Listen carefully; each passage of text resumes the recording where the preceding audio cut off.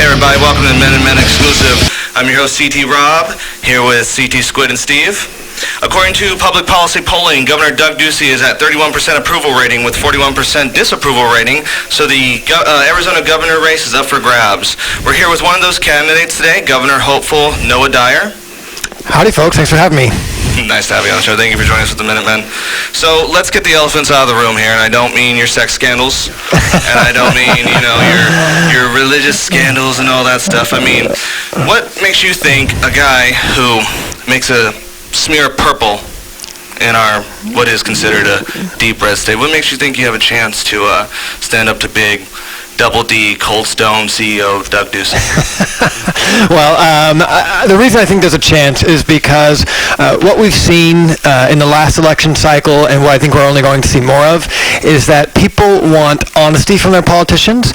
They don't want politicians who make decisions for them about what they get to know and don't get to know. They want politicians who tell it to them like it is and give them the opportunity to make a choice. So I'm a politician who's coming out clearly in favor of honesty and transparency, and I think people in Arizona are very excited about that. I think people in Arizona should be very excited for you too. I mean, you have a whole list of being a co-founder, CEOs of various companies. I mean, the list goes on. You're for transparency in the government, which I'm also huge in favor of. But you're also a former teacher too. Absolutely. And I wanted to speak more on the education, because a few of our guys here we're big into education. Go ahead. I did have a question, and it pertains to what you want to do with education, and what are you going to do to help out our Arizona State teachers? All right. So, education it's a complex issue. There are many simple solutions, things that needs to happen. So I'll say first off, the first thing that we need to attack is not our teacher issues rather.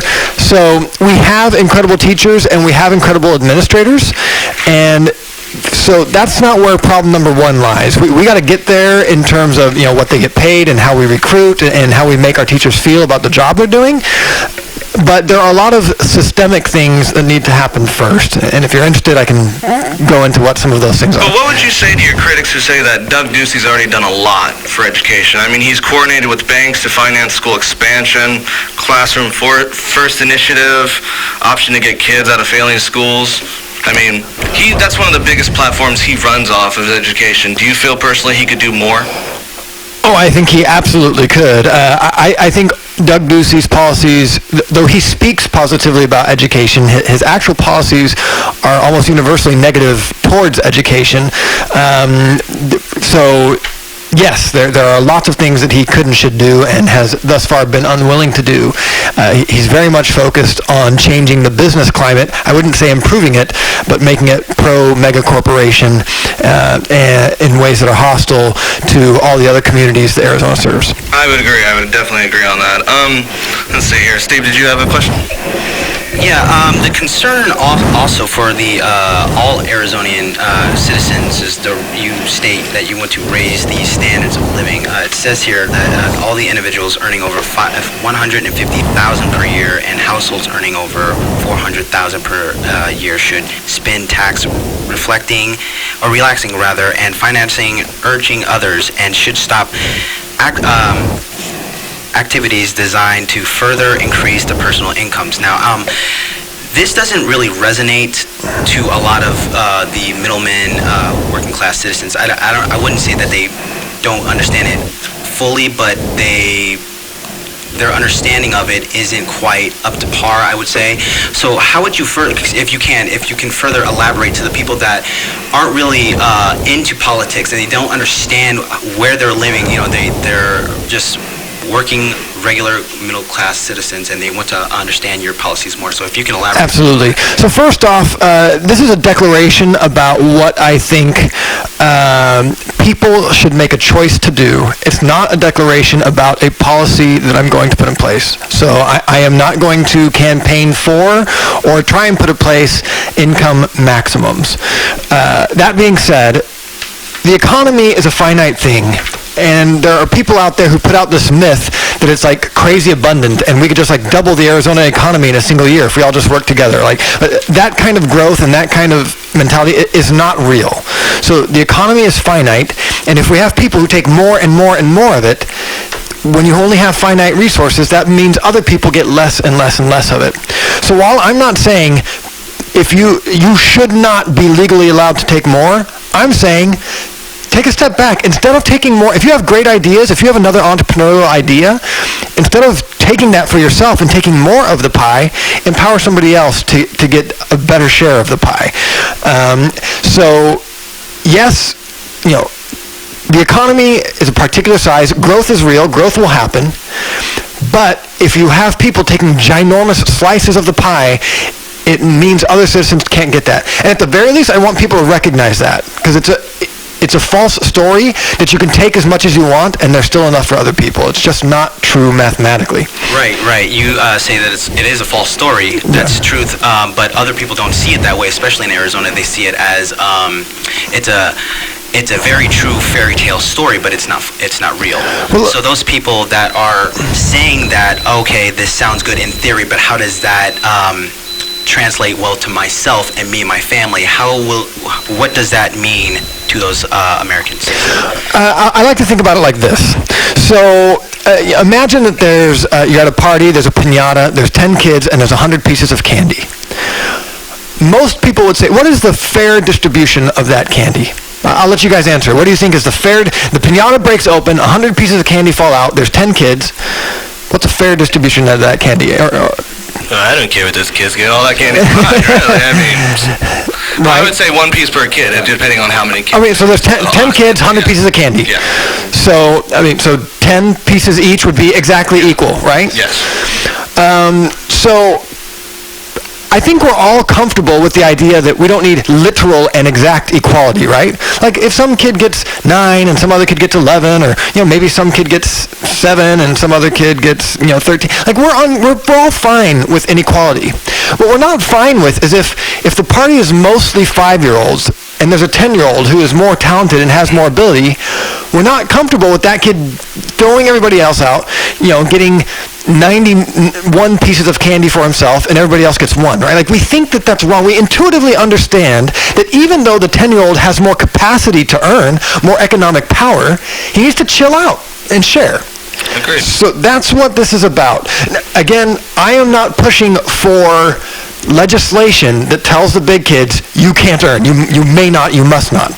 What I'm pushing for is individuals who have that ability to relax and enjoy their free time and empower other people to do that of their own free will and choice, as opposed to needing laws to make them do that. And if we look at, I could go on, but I agree with you. I do. Let me just change up. I mean, one of my view is I think you're going to win Arizona on some key issues: immigration, legalization of marijuana, gun control, and health. I mean, would you agree with that? I've read most of your policies, and I want to get a little more clarification on your healthcare one. Yeah. A little bit here. I mean, you said that citizens should have access to emergency medical service regardless of their income and insurance, but you also believe that they are responsible for their own actions and that citizens of the state should not be on the hook for medical costs. What exactly do you mean by that? I think I go on there to you do. List specific situations. So, as an example, smoking is something that all people in Arizona understand it is damaging to health and causes lung cancer. So somebody, at least in the modern era, right? Like we may still have people from an older generation who didn't have the same information that we have now, and maybe we need to treat them differently. But if we just talk about young people today, a person who decides to start smoking today does so understanding that is something that is going to destroy their lungs and lead to mouth disease, just everything that smoking does, right? So when they get to that point, 20, 30, 40 years down the road, whenever it comes, I think we can all agree that not every Arizonan should be on the hook for what in that moment is a new symptom of a long-time problem, right? This is a person who made decisions and there are consequences to those decisions. So are you for a one-payer system? Are you for Obamacare? I am pro-Obamacare. Another thing about my platform is that we don't know exactly what's going to happen with that, and whether it's weeks or months before that partially shakes out. The notion that the that people get in trouble sometimes and need help, I'm all about that. So you get into a car accident, or you're temporarily unemployed, and all of a sudden you find out you have diabetes, or whatever it is. Things happen to people that they don't plan for, and that the state should be there to back them up for that. We should all come together to say, all 6 million of us are willing to help this one person because we feel bad that it went down this way. But I also recognize that there are other situations where all 6 million of us say, this is the bed you made and now you have to sleep in it. And so I think a good healthcare system takes into account both of those things. I also think a good healthcare system does more to not just pay lip service to prevention and lifestyle choices, but that fully integrates that as part of the system. So you completely disagree with your opponent. I mean, he thinks Obamacare is an absolute failure. Well, it got 20 million people onto insurance that didn't have it, right? I'm not saying that it was perfect and could not be improved. I think any law, any policy can be improved over time. But the idea that it was a step in the wrong direction and that we should go back to where it was before it happened is not correct. Right, I agree with that. I tell people that on my show all the time, that, I believe that when you're sick, you should get help, regardless. It should be no different between firefighter putting out fire, policeman, arresting someone. When you get sick, you should be helped. That should just be how it is. I mean, it's the right thing to do. Everyone should have the right to health care, period. Whoever you are, it doesn't matter. Your mother, my mother, everybody, your kids, doesn't matter. Another thing I want to get on, I want this to come from come from you, is your issue on guns. Because the whole ideology behind Democrats or behind independents and liberals is that they won't take your guns. They won't take our guns all the time. What would you say to that? What do you tell the people of Arizona about guns? So first off, I want to be honest, that I am not personally a gun enthusiast. I don't own any guns, and I don't feel a need to own any guns. I feel safe, and I am not personally a sportsman. But lots of my family members, my cousins and their husbands and wives, my grandpa, my uncles, and many of my friends are gun enthusiasts. They enjoy going to the shooting range. They enjoy hunting and other kinds of gun sportsmanship.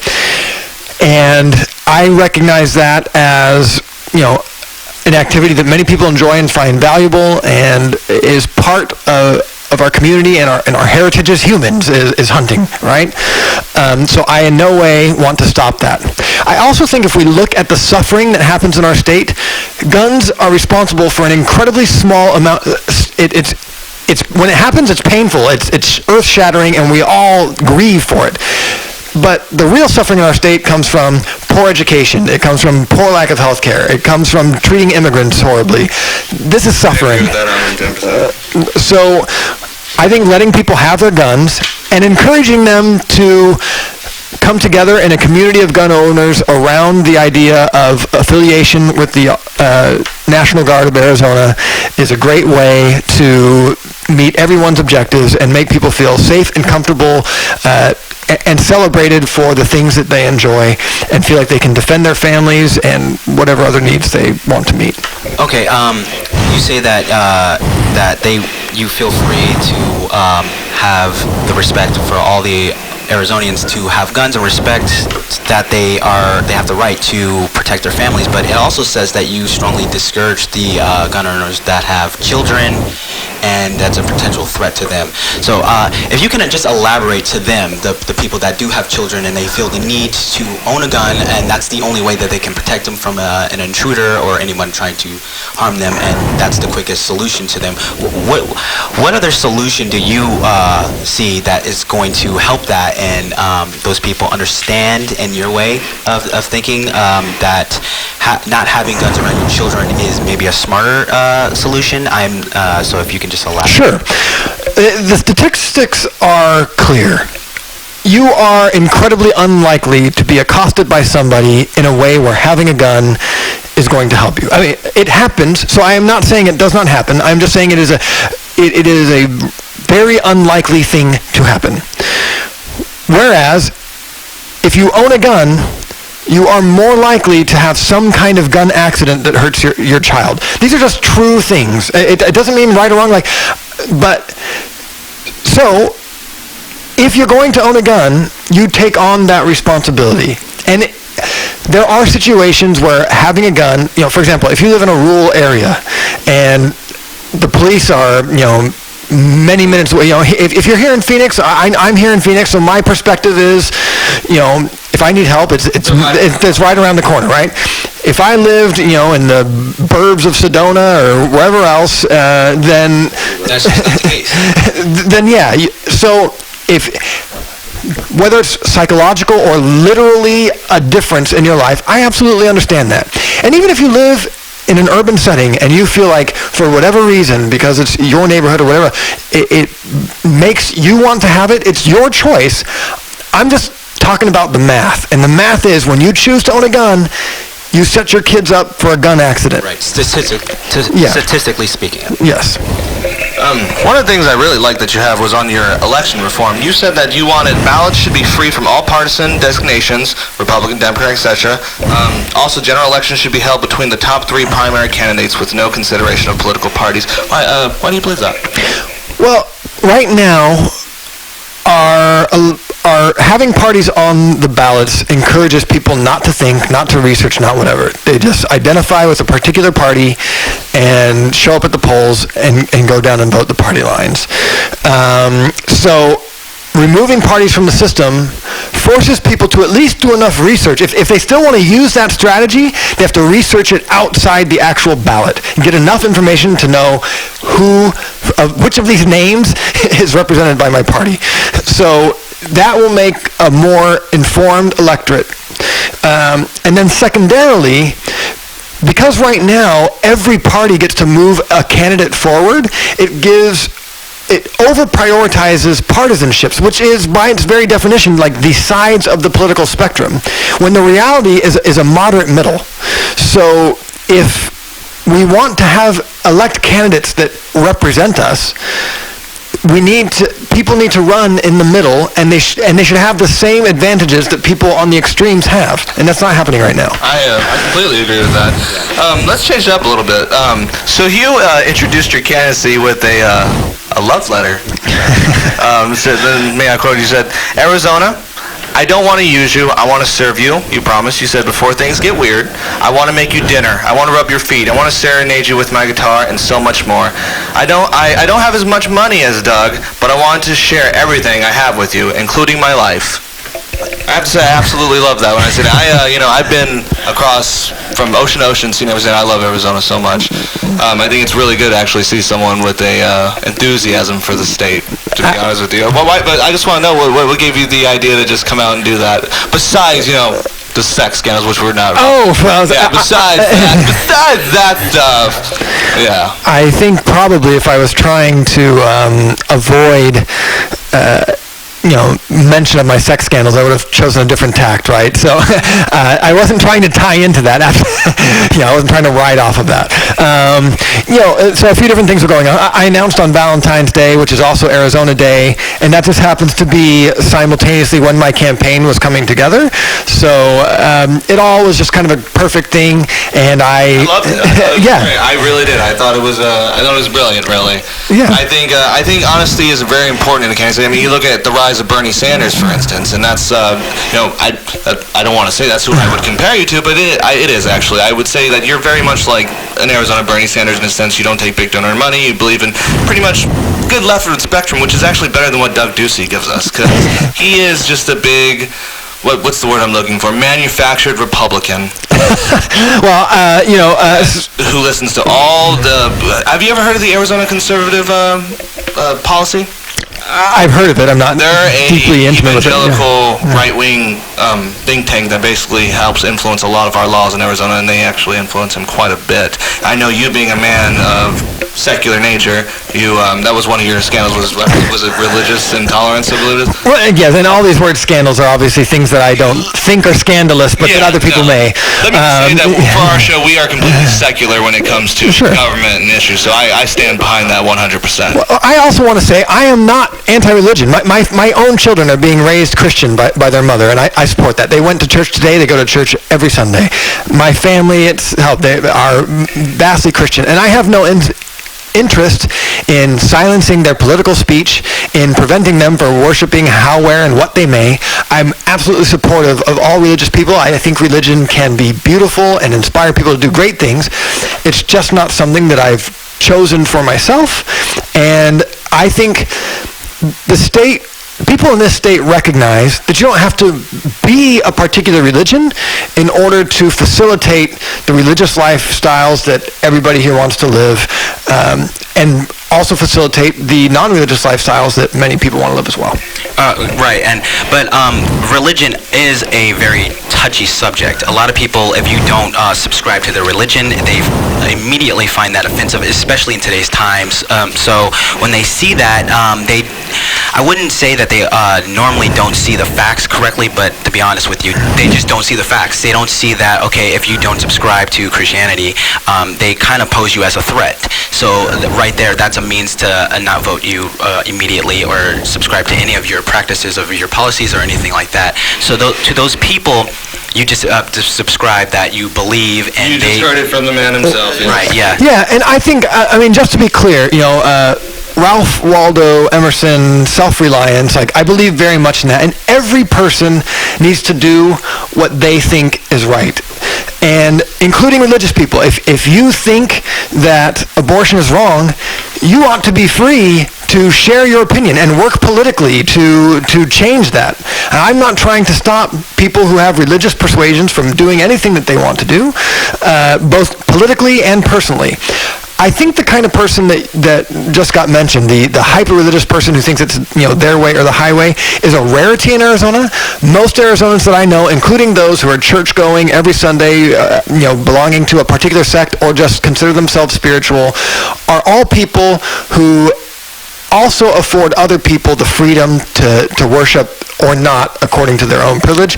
And so I'm not incredibly worried about being blackballed by the religious community, because I think they are more tolerant than a lot of people give them credit for. I would agree. I think Arizona, I've said this for a long time, I think Arizona is truly blue underneath it all. I mean, I have a lot of conservative friends, and a lot of them, when I was talking about you, they were like, well, you better, tell him two things. Tell him he needs to speak about on guns and marijuana. And what do you feel about marijuana? As you know, the bill was actually to put down, and now the new one's coming on the ballot. Are you for or against? Sorry, we were going to add something? Yeah, I was going to actually add to that. It's, with this story, they're actually going to kind of decriminalize it a little bit. And it'll be actually just fines. And for this new law that they're going to come out with, weed is only going to be legal for people who are only 21. They cleaned up the language to this a lot. And I know you said you were not a marijuana user, but I want to go into what your beliefs are into if it should be fully legalized or somewhat. I look at alcohol in our society, and we've all heard stories about people who get drunk and do horrible things, whether it's behind the wheel, whether it's within their family, whether it's socially or otherwise. But it's legal. We recognize that drinking too much alcohol is a suboptimal choice, but it's a choice that we give people the individual freedom to make, and it only becomes a problem if they take it too far in a public sphere that endangers other people, right? I believe I know literally no one who has told me stories about how their dad would smoke weed and then go on a rampage in their household, right? I know of nobody.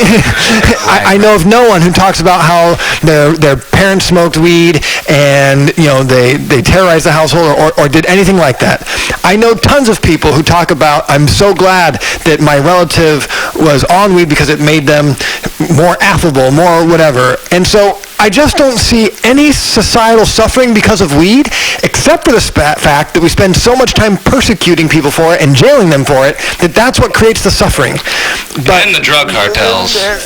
That too. So I must admit that drug cartels are a problem. But again, the cartels spring out of our policy, not out of people's use of cannabis. So I just think, again, when I look at suffering in the world, weed isn't causing it. And so just stop. Just leave it alone. It's not a problem. Let it be. Jesus, let it go. Yeah.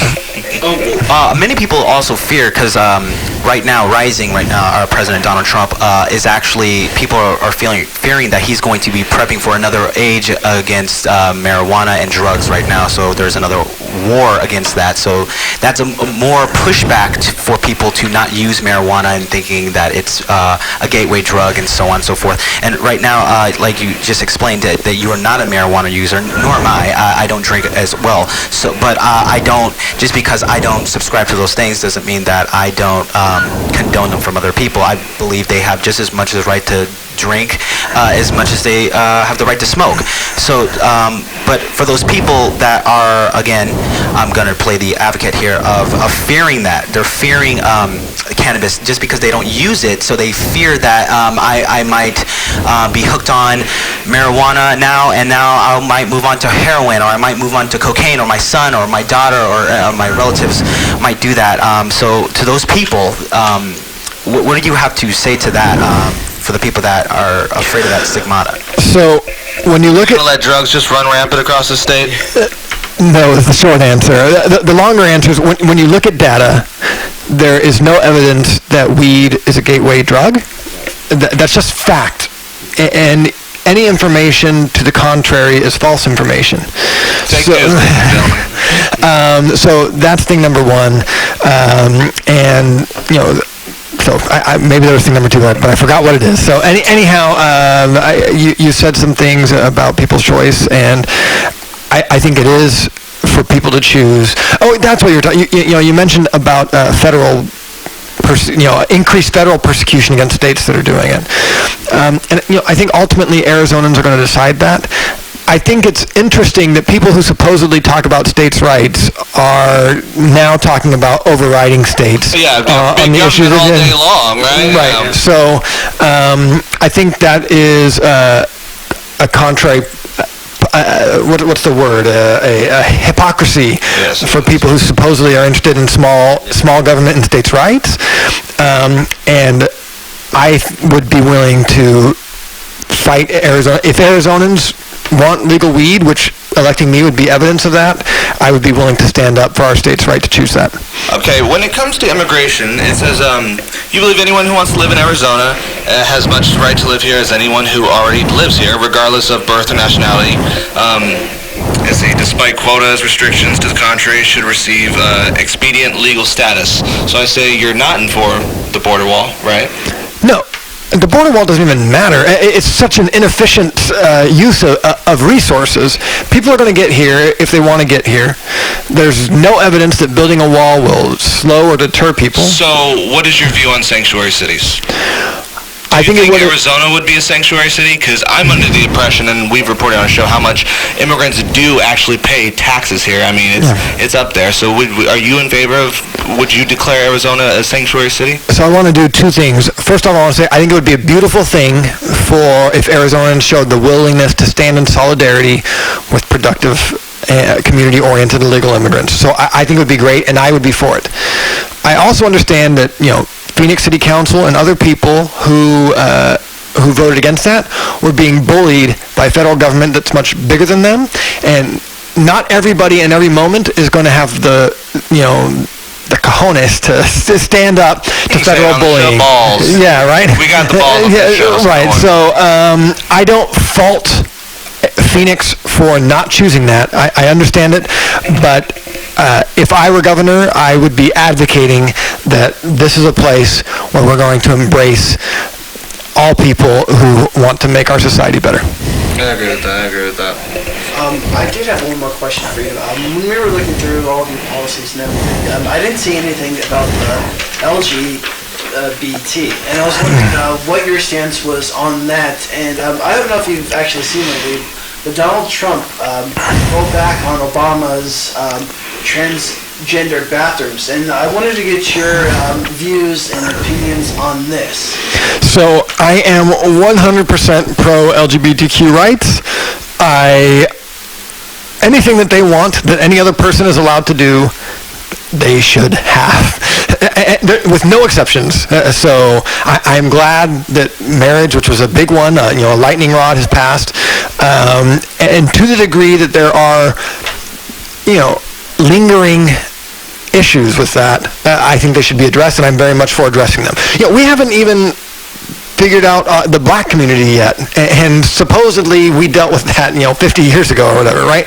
So there's a long way to go in civil rights, both on the books and in everyday practice. And I think having a governor who drives the practice part of it, the living it, not only the tolerance, the begrudging willingness to let people who are different be themselves, but who actually is excited about the differences between people and wants to empower and celebrate those. I think that that'll do a lot to move our dialogue forward and to make Arizona a more hospitable place for people of all kinds. No, we just want to thank you for joining us on the Minutemen. We hope to see you in the campaign run against Big D, Double D. So thank you for being on the show with us today. Thank you.